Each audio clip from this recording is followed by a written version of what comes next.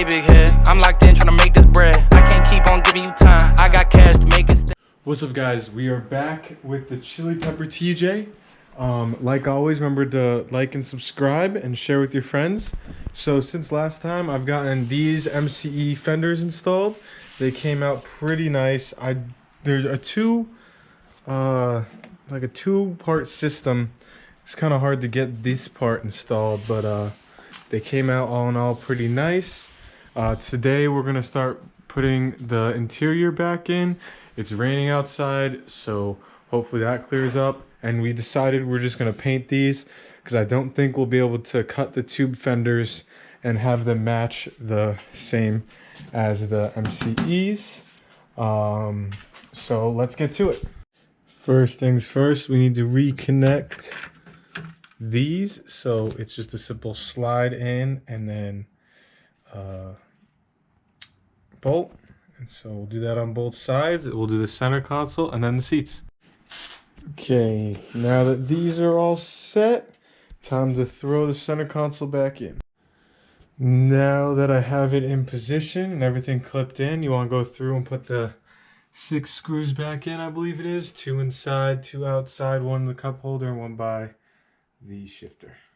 Now that this is nice and secure, we'll go and we'll do the driver's side. The driver's seat has been installed, nice and sturdy. Broke 1 bolt, so that'll be in a later video fixing that and drilling that out. Now time for the passenger seat. Sweet, now the seats are back in, center console is back in. Now we're gonna go ahead and install our new waterproof seat covers. For being 20 years old, these seats look almost brand new. We'll be installing these new charcoal Covercraft seat covers. They should match nicely with the charcoal wheels. I was going to get the one with the Carhartt logo on it, but then I was like, why am I going to pay an extra $40 for the same seat cover? Not worth it. So these are waterproof. I'm going to throw these on and then show you guys what they look like. All in all, super happy with the way that these seat covers came out.